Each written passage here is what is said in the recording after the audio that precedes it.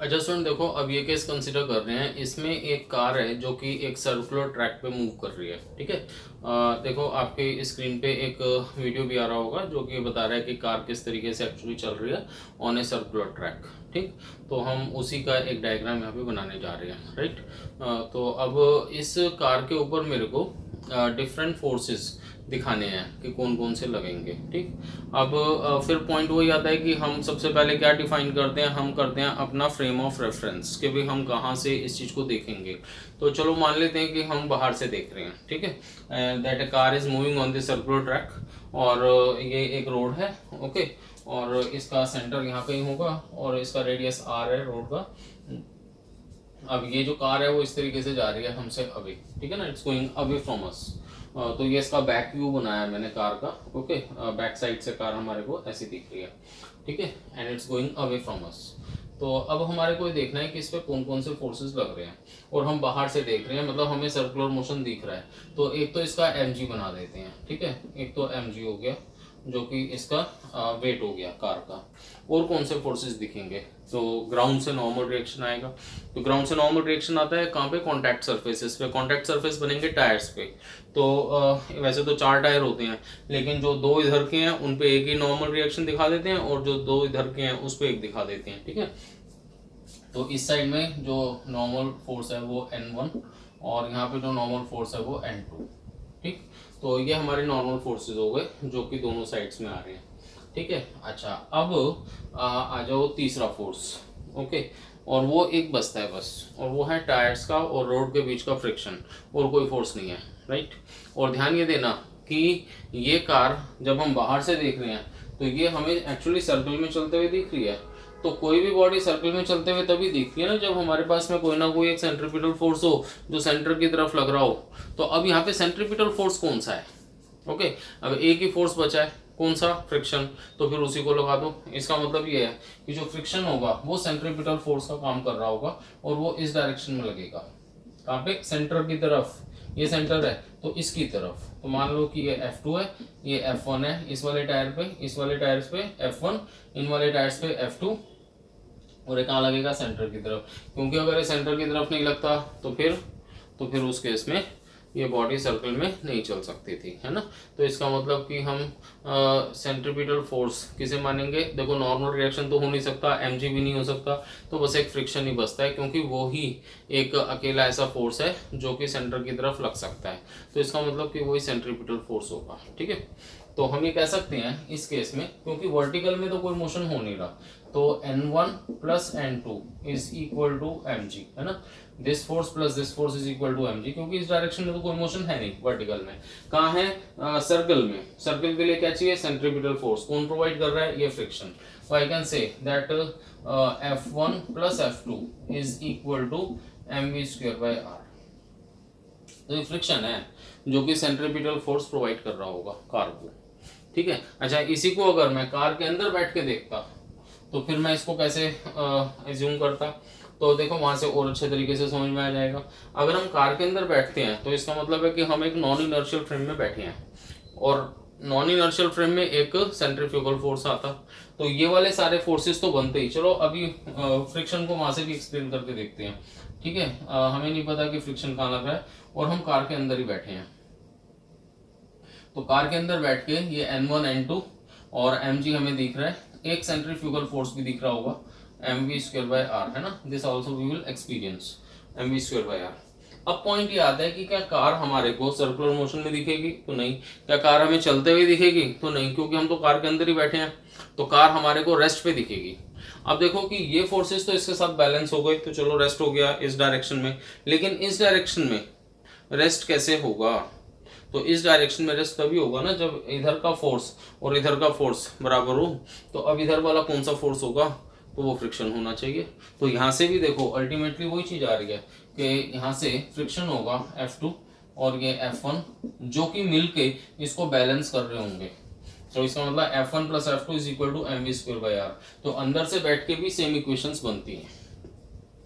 ठीक है ना, बस बाहर से हमारे को सर्कुलर मोशन दिख रहा है तो हम बोलेंगे कि F1 plus F2 centripetal force provide कर रहा है, और अंदर से बैठ के हमें सेंट्रीफ्यूगल फोर्स भी दिख रहा है और कार रेस्ट पे दिख रही है। इसका मतलब कि ये फोर्स और ये फोर्स बैलेंस होंगे। तो हमने फोर्सेस को बैलेंस कर दिया, ठीक है। अब पॉइंट ये आता है कि अगर ये इक्वेशन हम देखते हैं तो भाई कितनी वेलोसिटी से इस कार को हम चला सकते हैं। तो velocity will depend on this friction, है ना, velocity will depend on this friction. तो अगर मैं इस फ्रिक्शन को मैक्सिमम पे ले जाऊं तो वेलोसिटी भी मैक्सिमम पे आ जाएगी।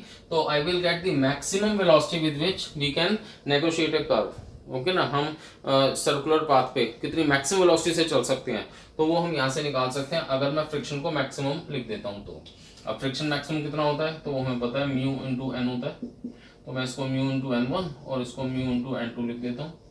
तो m v square by r mu n1 plus n2 is equal to m v square by r. What is n1 plus n2? n1 plus n2 is mg, इसको यहाँ डाल दो तो it is mu mg is equal to m v square by r. तो m cancel हो गया। अब यहाँ से मैं v निकाल सकता हूँ, तो v आ जाएगा under root of mu r g. तो देखो ये वो मैक्सिमम वेलोसिटी है जिससे कि ये कार सर्कुलर पाथ पे चल सकती है विदाउट स्किडिंग। विदाउट स्किडिंग का मतलब है कि ये साइड में मूव नहीं करेगी, ओके ना, ये सीधी चलेगी, ओके, स्किड नहीं मारेगी। कई बार तुमने देखा होगा कि जब कार रेसिंग वगैरह होती है, ओके, तो वहाँ पे स्किड्स लगती हैं।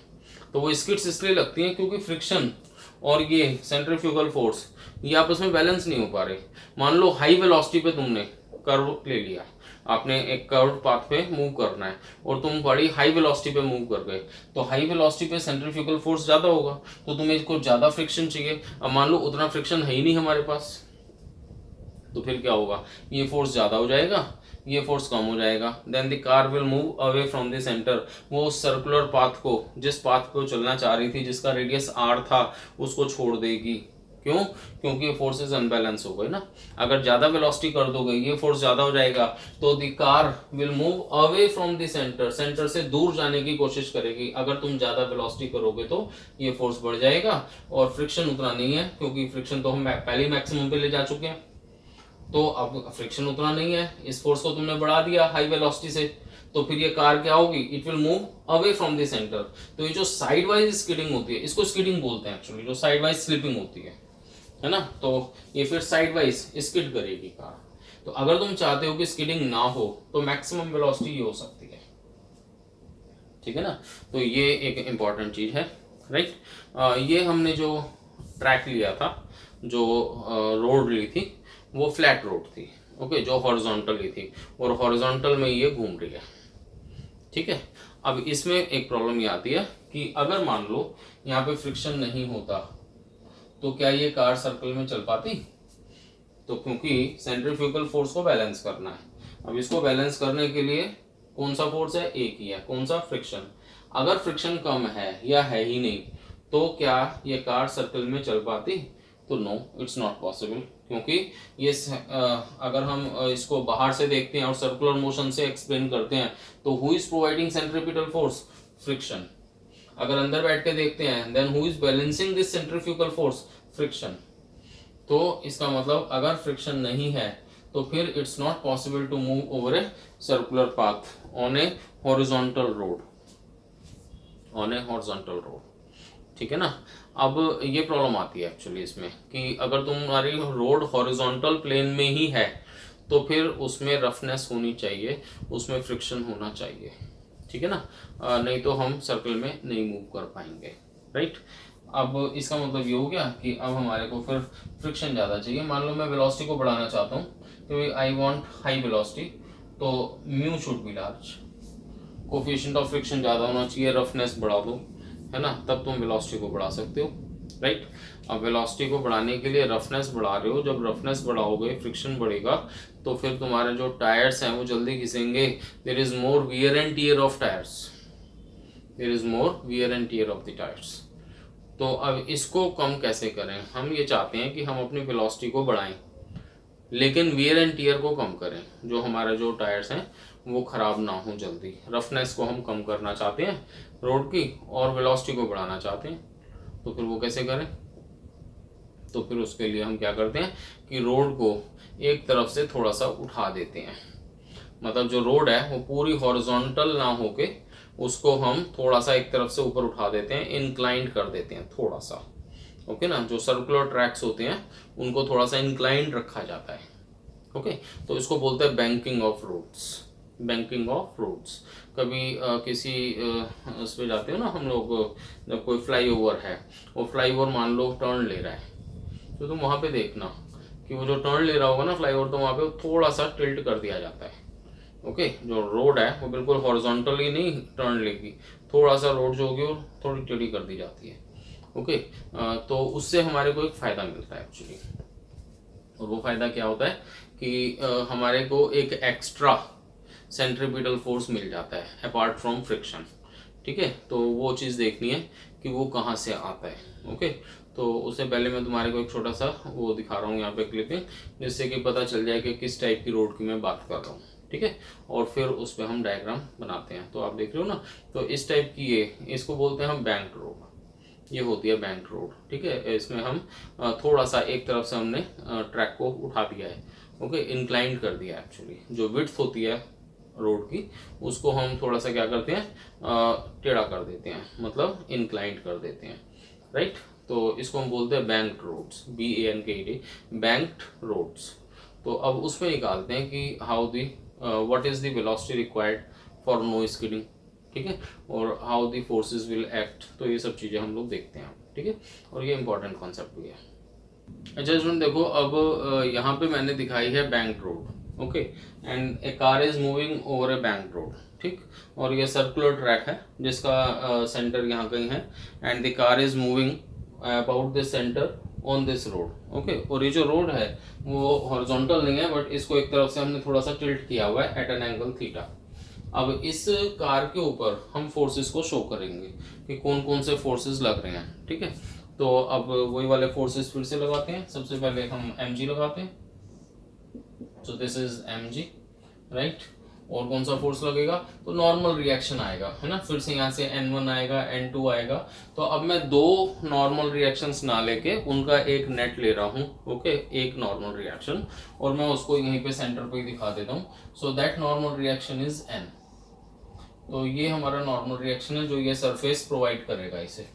ठीक है ना, द नॉर्मल रिएक्शन, बिकॉज जो हमारी रोड है वो अब हॉरिजॉन्टल नहीं है, वो किसी एंगल पे है।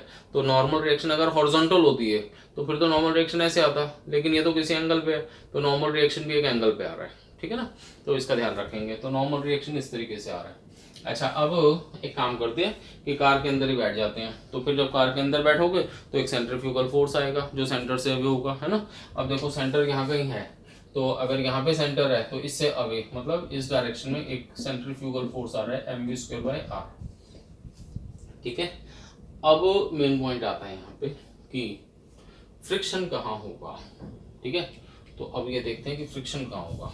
तो देखो यहाँ पे ना दो केसेस बनते हैं, ये इंपॉर्टेंट चीज आ रही है। ठीक, आपको पता है कि जब भी इंक्लाइंड सरफेस पे कोई बॉडी होती है तो उसका mg का एक कंपोनेंट होता है जो सरफेस के पैरेलल बनता है। ठीक है, मैं इस डायग्राम को थोड़ा सा सिंप्लीफाई करके बना देता हूँ जिससे कि हम इसको थोड़ा सा ढंग से समझ पाएँ। ठीक है, एक काम करते हैं कि भाई ये मैं डायग्राम बस इतना बना रहा हूँ कि ये हमारी बॉडी है, ये जो पूरी कार है उसको मैंने ऐसे दिखा दिया है। ओके, और काफ़ी सारे बुक्स में ऐसी डायग्राम बना हुआ है। ये mg है, ये नॉर्मल रिएक्शन है। ठीक है ना, mg हो गया, नॉर्मल रिएक्शन हो गया, सेंट्रीफ्यूगल फोर्स हो गया mv²/r। ठीक, तो ये इसका सिंप्लीफाइड डायग्राम है ना। अच्छा, अब आप ये देखो कि mg का एक कंपोनेंट यहां बनता है जिसको हम बोलते हैं mg sin थीटा। तो इस mg sin थीटा के कारण ये बॉडी नीचे की तरफ जाने की कोशिश करेगी। ठीक है ना, ध्यान रखना कि मैं इसका एक कंपोनेंट यहाँ पे बना रहा हूँ mg sin थीटा, सिर्फ फ्रिक्शन को एनालाइज करने के लिए मैं ये काम कर रहा हूँ। ठीक है, ये थीटा है। ऐसी mv²/r का भी एक कंपोनेंट यहाँ बनेगा, and that is mv²/r cos theta, क्योंकि ये एंगल भी थीटा होगा। ठीक, अब आप देखो, अगर इसकी वेलोसिटी ज्यादा हुई तो वेलोसिटी ज्यादा होगी तो ये कंपोनेंट भी ज्यादा होगा। अगर ये कंपोनेंट इससे ज्यादा हो गया तो फिर ये बॉडी ऊपर जाने की कोशिश करेगी। इसे रोकेगा कौन, फ्रिक्शन। तो फिर फ्रिक्शन किस डायरेक्शन में होगा, नीचे की तरफ, है ना, क्योंकि वेलोसिटी हाई है तो फिर ये फोर्स ज़्यादा होगा, तो the body will try to go up. मतलब ये जो कार है ये इधर की तरफ स्किड करने की कोशिश करेगी, जा रही थी सीधी लेकिन इधर स्किड कर रही है, ओके ना, ऊपर की तरफ, तो इधर जाने की कोशिश करेगी। रोकेगा कौन? mg sin थीटा और फ्रिक्शन, राइट। जैसे जैसे तुम इस फोर्स को बढ़ाओगे, कैसे बढ़ाओगे? वेलोसिटी को बढ़ा के, तो ये फोर्स बढ़ रहा है, तो यहाँ पे फ्रिक्शन भी बढ़ेगा, यहाँ पे फ्रिक्शन भी बढ़ेगा, और एक टाइम आएगा कि फ्रिक्शन मैक्सिमम हो जाएगा। तो जब ये फ्रिक्शन मैक्सिमम होगा उस टाइम पे वेलोसिटी मैक्सिमम हो जाएगी। अगर तुमने उससे भी ज्यादा वेलोसिटी कर दी तो फिर ये फोर्स बहुत ज्यादा बढ़ जाएगा, और अब ये फ्रिक्शन इसको नहीं संभाल पाएगा, mg sin थीटा और फ्रिक्शन मिलकर इसको नहीं संभाल पाएंगे, तो फिर ये कार इसकी तरफ स्किड करेगी। तो अगर तुम चाहते हो कि स्किडिंग ना हो तो फिर हमें क्या करना चाहिए कि यहाँ का फ्रिक्शन और mg sin थीटा इसके बराबर होने चाहिए। Is it right? तो इसका मतलब कि एक सर्टेन हाईएस्ट वेलोसिटी आएगी, अगर उससे ज्यादा वेलोसिटी करोगे तो ये कार ऊपर की तरफ स्किड करेगी, ठीक। तो जब हम मैक्सिमम वेलोसिटी की बात करेंगे तो कार की टेंडेंसी होगी ऊपर की तरफ स्किड करने की, तो फ्रिक्शन कहाँ होगा? नीचे की तरफ, राइट। अब उल्टा सोचो कि हम वेलोसिटी को कम कर रहे हैं, वेलोसिटी को कम करेंगे, ये फ्रिक्शन ये वाला फोर्स का कंपोनेंट भी कम होगा। जब ये कम होगा और मान लो कि mg sin थीटा ज्यादा हो गया, तो फिर ये कार नीचे की तरफ स्किड करेगी, it will try to skid downward. तो जब ये नीचे की तरफ स्किड करेगी तो फिर फ्रिक्शन कहाँ होगा? ऊपर की तरफ। अब ये इसकी स्किडिंग को फिर से रोकेगा। फ्रिक्शन तो हमेशा क्या करता है? जिधर रिलेटिव मोशन होना है उससे अपोजिट होता है। अब अगर ये नीचे की तरफ स्किड करने की कोशिश कर रही है तो फ्रिक्शन ऊपर हो जाएगा, राइट। अब फ्रिक्शन फिर इसको रोकेगा नीचे आने से। अब तुम वेलोसिटी को कम करते जाओ, वेलोसिटी कम होती जाएगी, फोर्स कम होता जाएगा, तो ये फ्रिक्शन जो होगा ये बढ़ेगा, और ये इन दोनों मिलके इस mg sin थीटा को बैलेंस करने की कोशिश करेंगे फिर से, राइट। फिर वेलोसिटी तुमने इतनी कम कर दी कि फ्रिक्शन जो है वो मैक्सिमम पे पहुंच गया, लेकिन वो मैक्सिमम फ्रिक्शन इस स्मॉल फोर्स के साथ इस mg sin थीटा को बैलेंस नहीं कर पा रहा। फिर क्या होगा? फिर ये नीचे जाना शुरू कर देगी। इसका मतलब there must be a minimum velocity. अगर तुमने उस मिनिमम वेलोसिटी से कम कर दिया तो फिर ये और फ्रिक्शन मिलके इसको बैलेंस नहीं कर पाएंगे और फिर ये नीचे स्किड करेगी। मतलब ये हो गया कि there must be a highest velocity. अगर उससे ज्यादा किया, मैक्सिमम वेलोसिटी अगर उससे ज्यादा किया तो कार ऊपर स्किड करेगी। क्यों? क्योंकि फ्रिक्शन नीचे था और वो mg sin थीटा से के साथ मिलके इसको बैलेंस कर रहा था। लेकिन अगर तुमने बहुत ज्यादा वेलोसिटी कर दी तो ये फोर्स इतना ज्यादा हो गया कि फ्रिक्शन और ये दोनों मिलकर उसे बैलेंस नहीं कर पा रहे। इसका मतलब कि स्किडिंग होगी ऊपर। और अगर तुमने वेलोसिटी को कम किया तो फिर mg sin थीटा बढ़ जाएगा और फिर ये नीचे स्किड करेगी। और अगर एक सर्टेन वेलोसिटी से कम किया तो फिर ये फोर्स और फ्रिक्शन मिलके इसको बैलेंस नहीं कर पाएंगे, तो फिर ये नीचे स्किड करेगी। मतलब ये है कहने का कि for no skidding there will be a range of velocities. एक रेंज आएगी वेलोसिटी की, मिनिमम से मैक्सिमम। अगर मिनिमम से कम वेलोसिटी कर दोगे तो ये नीचे स्किड करेगी, और अगर मैक्सिमम से ज्यादा कर दोगे तो फिर ये ऊपर स्किड करेगी। तो जब ये ऊपर स्किड करेगी तो फ्रिक्शन नीचे लेना, और अगर नीचे स्किड कर रही है तो फ्रिक्शन ऊपर लेना। तो मतलब दो केसेस बनेंगे। और बीच में एक ऐसा केस आएगा जब ये फोर्स अकेला इसको बैलेंस करेगा तो तब फ्रिक्शन की जरूरत ही नहीं है। तो वो जो वेलोसिटी है जब ये अकेला इसको बैलेंस करता है तो उस वेलोसिटी को हम बोलते हैं optimum velocity, when no friction is required. Okay ना, when no friction is required. ये अकेला ही इसको क्या कर रहा है? बैलेंस कर रहा है। तो उसको हम बोलते हैं optimum velocity when no friction is required. तो मतलब एक मिनिमम वेलोसिटी हो गई, एक मैक्सिमम हो गई, एक ऑप्टिमम हो गई। ठीक है ना, तीनों हम निकाल लेते हैं। ऑप्टिमम तो हमने निकाल ही ली, इनको और इनको इक्वेट कर दो सीधा। तो अगर मैं इन दोनों को सिंपली इक्वेट कर देता हूं तो मेरी उसी से आ जाएगी ऑप्टिमम वेलोसिटी, क्योंकि फ्रिक्शन हमने लिया नहीं हुआ। तो जब फ्रिक्शन लिया ही नहीं है तो बस this is equal to this. Okay, तो m v square by r cos theta is equal to mg sine theta, है ना। तो देखो m कैंसिल हो गया, ये आ गया v square is equal to r g tan theta, because cos theta नीचे जाके यहाँ टेन थीटा बना देगा, तो वेलोसिटी आ गई under root of r g tan theta.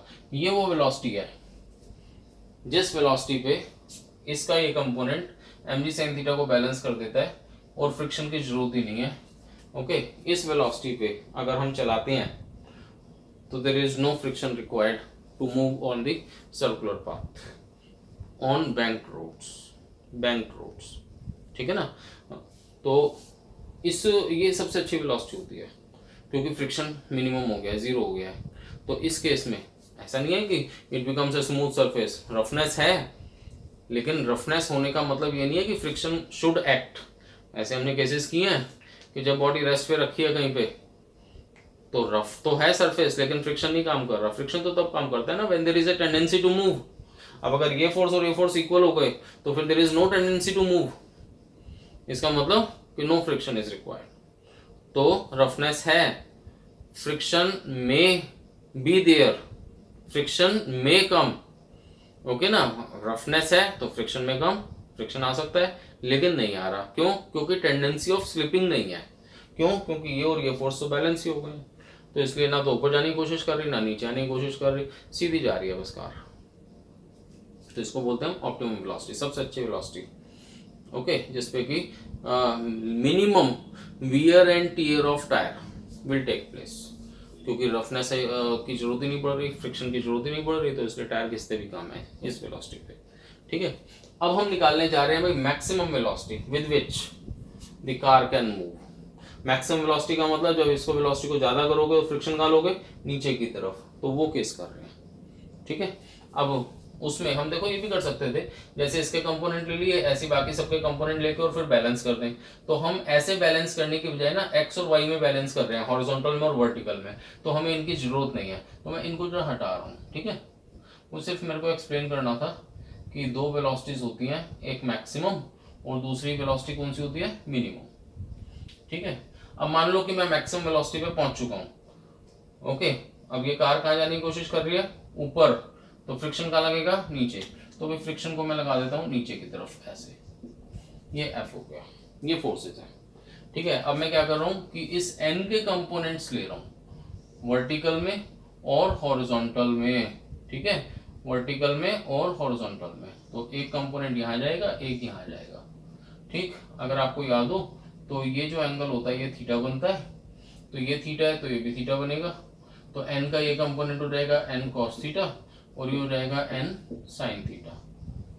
अच्छा, सिमिलरली फ्रिक्शन के भी कंपोनेंट ले लो, एक इधर आ जाएगा और एक इधर आ जाएगा। ये एंगल थीटा है तो ये थीटा हो जाएगा, इसका ऑल्टरनेट, तो ये हो जाएगा एफ कॉस थीटा और यहाँ पे आ जाएगा एफ साइन थीटा, ठीक है। अब हमें क्या करना है, फोर्सेस को बैलेंस करना है बस।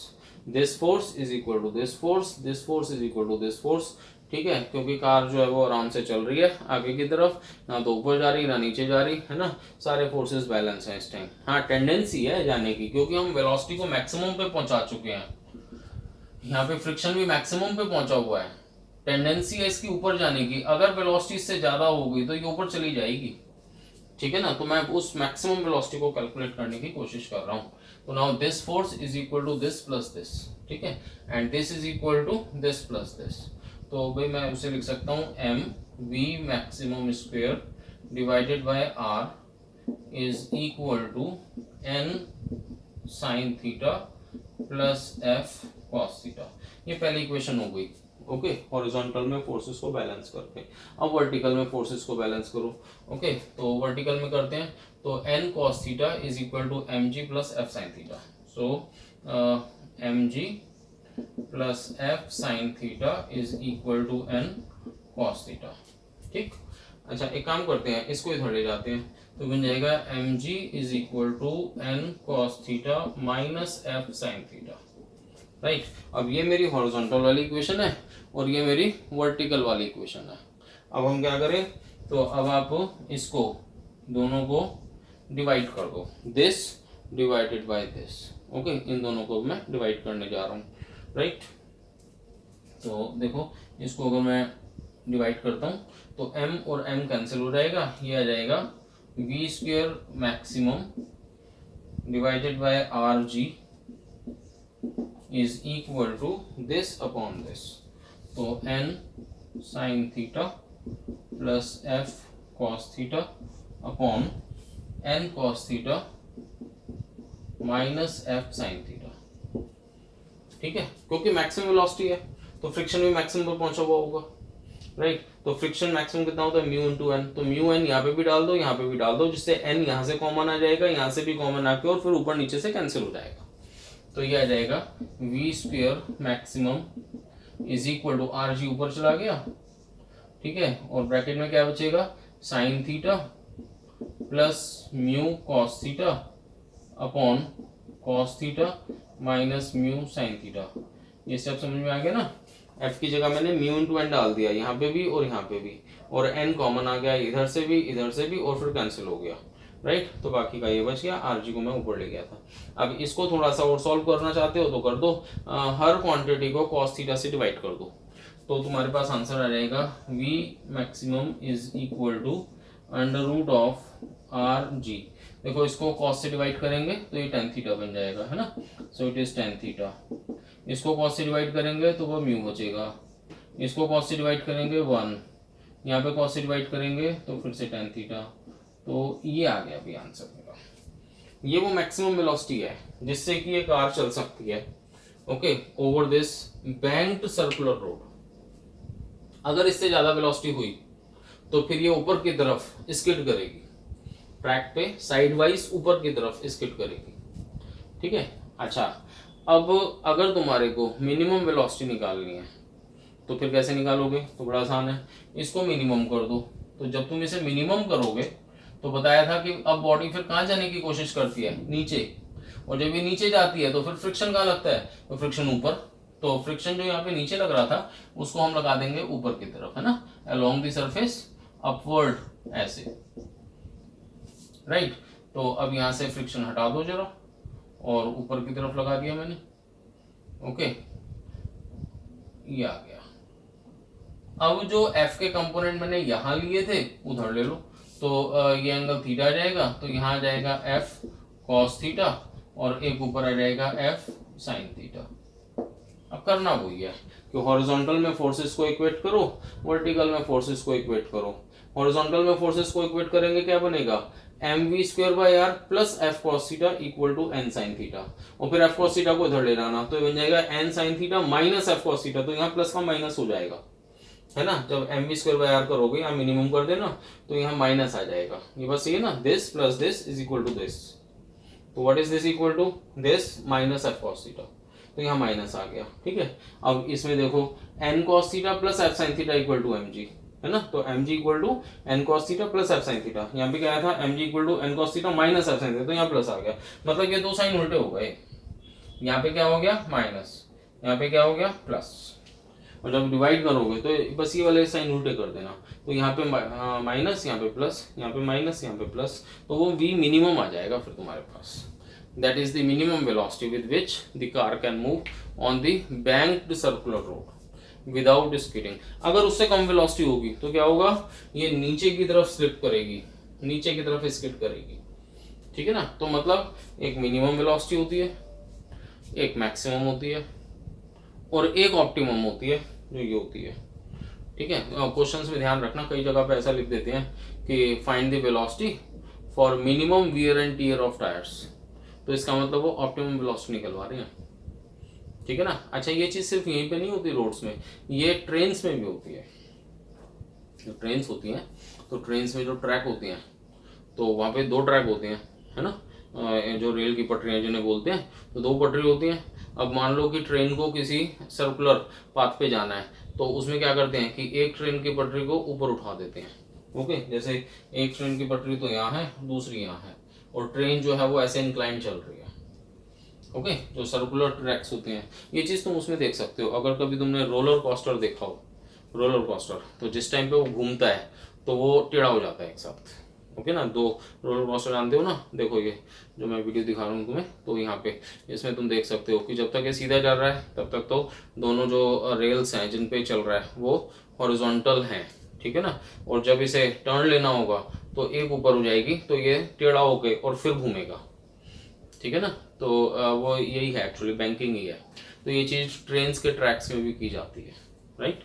तो ये हमारा एक और इम्पॉर्टेंट है लेकिन आसान टॉपिक है, इसमें कोई कॉम्प्लिकेसी नहीं होगी, ओके। कॉम्प्लिकेटेड चीज़ें नहीं आती, सिंपल सी चीज़ें आती हैं, find this velocity, find maximum velocity, ठीक है। अब देख लेना कि ट्रैक बैंक्ड है या अनबैंक्ड है, इस टाइप के क्वेश्चन ही आते हैं इसमें, ठीक है।